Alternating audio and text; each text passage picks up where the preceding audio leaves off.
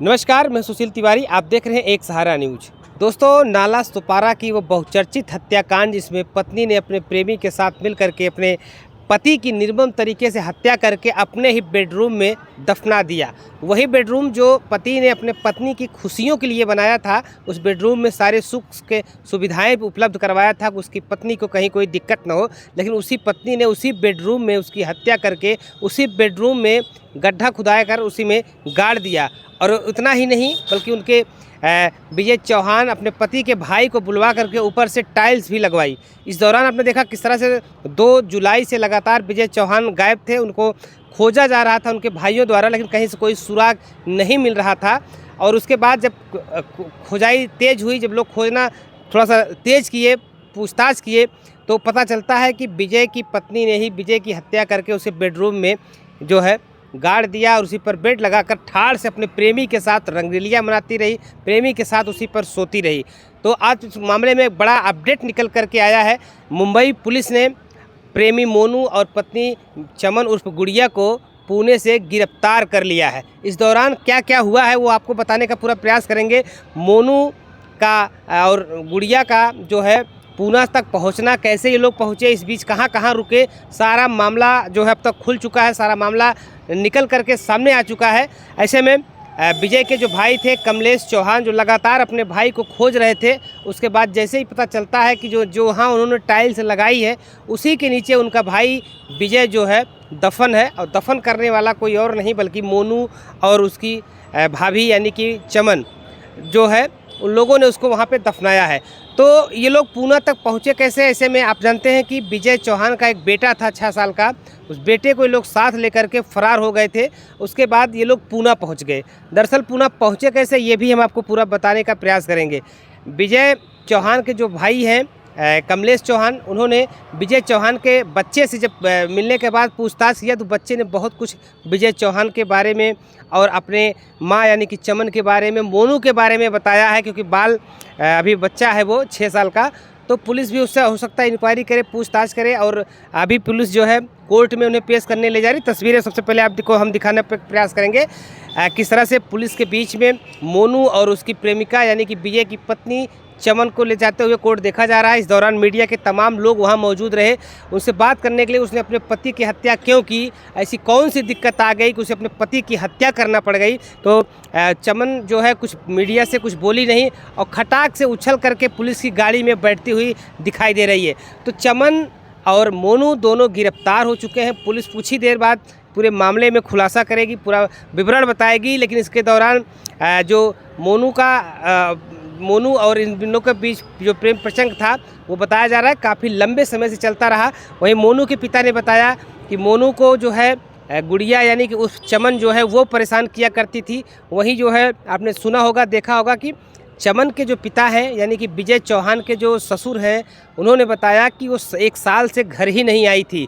तो इस पूरे प्रकरण में बहुत बड़ा राज है। यहाँ तक कि चमन की एक जो बड़ी बहन है उसका भी इसमें पूरा हाथ निकल करके अभी तक सामने आया है। उसने क्या कुछ किया घटना को लेकर के वो मैं बताने का प्रयास करूँगा। फिलहाल ये तस्वीरें आप देख रहे हैं कि चमन और मोनू जो है गिरफ्तार हो चुके हैं। अब विजय की हत्या का सारा राज जो है यही दोनों लोग खोलेंगे। तो ऐसे में जब विजय चौहान के बेटे को उनके भाई यानी कि कमलेश चौहान को सौंपा गया तो कमलेश चौहान ने अपने भतीजे से पूछा कि बेटा तुम्हें चाचा की याद नहीं आई, बेटा तुम्हें पापा की याद नहीं आई, कैसे क्या हुआ था। उसने पूरे घटनाक्रम में जो बताया है वो कहीं न कहीं सभी को झकझोर कर रख देने वाली बात है। विजय चौहान का बेटा बताया कि यहाँ से ये लोग पापा को यहाँ पे गाड़ने के बाद यहाँ से लोग निकलते हैं तो ये लोग कलम बीच जाते हैं, वहाँ पे होटल बुक करते हैं और एक रात वहाँ पर रुक करके ये लोग रंगरेलियाँ मनाते हैं। और बेटा जो है वो सब देखता रहा। बेटे ने कहा कि ये लोग कुछ वहाँ पे आपस में कर रहे थे, हालांकि सारी खुल करके बातें लेकर करके सामने नहीं आई, लेकिन ये लोग होटल बुक करके वहाँ पे रंगरेलियाँ मनाते रहे। उसके बाद सुबह 5 बजे जो है मोनू और उसकी प्रेमिका जो है चमन चौहान, ये लोग वहाँ से निकल करके पुणे जाते हैं। यानी कि रंगरेलिया कलम बीच पर मनाते हैं, उसके बाद वहाँ से निकल कर पुणे जाते हैं। पुणे जब ये पहुँचते हैं तो चमन अपनी बड़ी बहन के पास जो है मोनू को लेकर के जाती है, वहाँ पे ये लोग रह रहे थे। ऐसे में पुलिस को कैसे सुराग लगा ये भी एक बड़ा सवाल है। मोनू और चमन ने सिर्फ 5 मिनट के लिए अपना सेलफोन यानी कि मोबाइल फ़ोन ऑन किया। इस दौरान पुलिस के जो साइबर सेल वाले होते हैं पूरे लोकेशन को ट्रेस करते हैं और सीधा जो है चमन की बहन के घर पहुंच जाते हैं। ये दोनों वहां पर मिल जाते हैं। तो इन दोनों को वहां से पकड़ के लाया जाता है। लेकिन चमन की जो बहन है उसके घर पे ये लोग रहते हैं, तो उसका भी हाथ होने का शक जताया जा रहा है।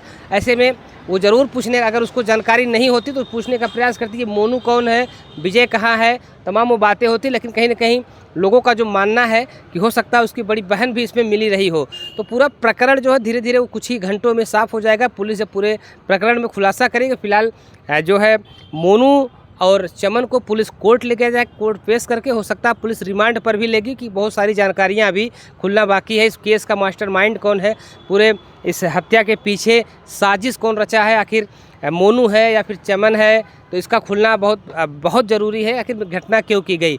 तो फिलहाल इस पूरे प्रकरण में जो मामला निकल कर के आया उस सभी को झकझोर देने वाली ये खबर है।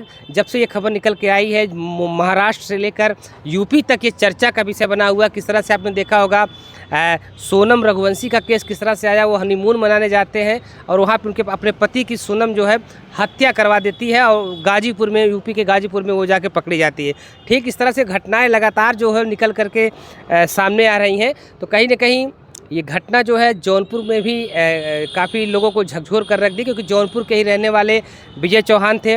आपने देखा अभय चंद पट्टी गांव है, वहाँ के रहने वाले थे। उसी से करीब कुछ ही किलोमीटर, कहेंगे 5 से 6 किलोमीटर पे जफराबाद थाना क्षेत्र के हौज गांव है, वहाँ की रहने वाली चमन थी। हालांकि चमन के पिता ने कहा है कि अगर बेटी हमारी अब बेटी नहीं रही, वो एक हत्यारिन है, उसे कड़ी से कड़ी सज़ा मिल जाए, जो बड़ा से बड़ा सज़ा हो वो उसे दिया जाए। आप सुनिए क्या कुछ कहना है विजय चौहान के जो भाई हैं कमलेश चौहान का, वो भी आप सुनिए। उसके बाद विजय चौहान की जो बहन है उन्होंने क्या कुछ कहा है वो भी आप सुनिए। बच्चे से मैं यही पूछा, मेरा भतीजा है वो, मैं पूछा बेटा तुमको कहाँ कहाँ मतलब ये लोग कैसे लेके गए, तुमको पप्पा की नहीं याद आ रही थी, चाचू को नहीं खोजे, बड़े पप्पा को नहीं खोजे। तो वो मुझे बताने लगा कि ये लोग मुझे पहला उधर से कलम बीच लेके गए 19 तारीख को। अच्छा, कलम बीच लेके गए, उधर एक रात वो लोग रुके, होटल अपना बुक करके। फिर उसके बाद सुबह में वो लोग 5:30 बजे निकले पुणे के लिए निकले। 2-3 दिन 4 दिन जो भी हुआ उधर वो लोग रुके, अपना खाने पीने का मतलब व्यवस्था का, भाड़े पे रूम भी लिया। फिर उसके बाद मेरे भतीजे से ये मालूम चला कि वो लोग कुछ मतलब उल्टा सीधा मतलब अपना जो भी है वो सब मस्ती मजाक कर रहे थे। हाँ, मस्ती मजाक वो सब। अभी 6 साल का बच्चा है, इतना भी मतलब वो जो भी कुछ भी अपने आँख से देखा मुझे बताया, मुझे रोना आ गया मुझे। उसके बाद मुझे रोना आ गया। मैं उसको पूछा बेटा और कहाँ कहाँ लेके गए, कौन था उधर पुणे में। तो बोला कि ये मेरी मौसी थी। मैं बोला कौन सी मौसी थी, बड़ी मौसी थी, छोटी मौसी थी। बोला नहीं, बड़ी वाली मौसी थी। तो पुणे में गए। तो उसके बाद फिर उधर से ये लोग पकड़े जाने के बाद इधर आए। 3-4 लोग गिरफ्तार। क्या मांग करेंगी आप मुंबई सरकार से? सरकार से क्या मांग कर रही हैं? अभी खबर ही नहीं पाए बाटे मोरी मैया, फोना में ना करत बाटे मोरी मैया, पोसा मैडम माई बाटे मोरी मैया, कहन थनवा पर से आउ फनवा करब, अब थनवा पर से आई तब फनवा करी मोरी मैया।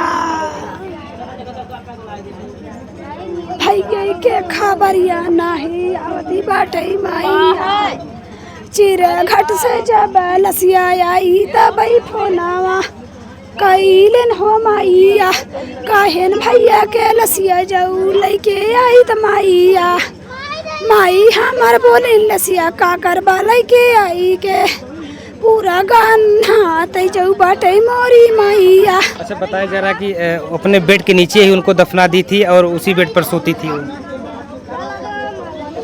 नीचे भैया हमारा पुना चमन सोवत रही,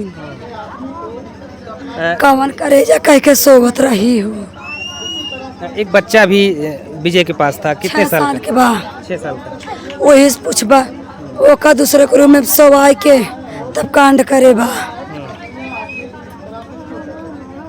मोनू के साथ बताया जा रहा है, मोनू जो है मोनू के साथ मिलकर के उसने इस तरह से घटना की है। मोनू को मिला के काम करे बा, रुपया दे है बाटे मोनू के रुपया भाई दे के करेंडा भाई क्या रहा है जो बाटे मोरी मैया भाई के पता बना लागती बाटे मैया मोनू रुपया पाई के गुंडवाई बोलावा है ई बाटे मोरी मैया।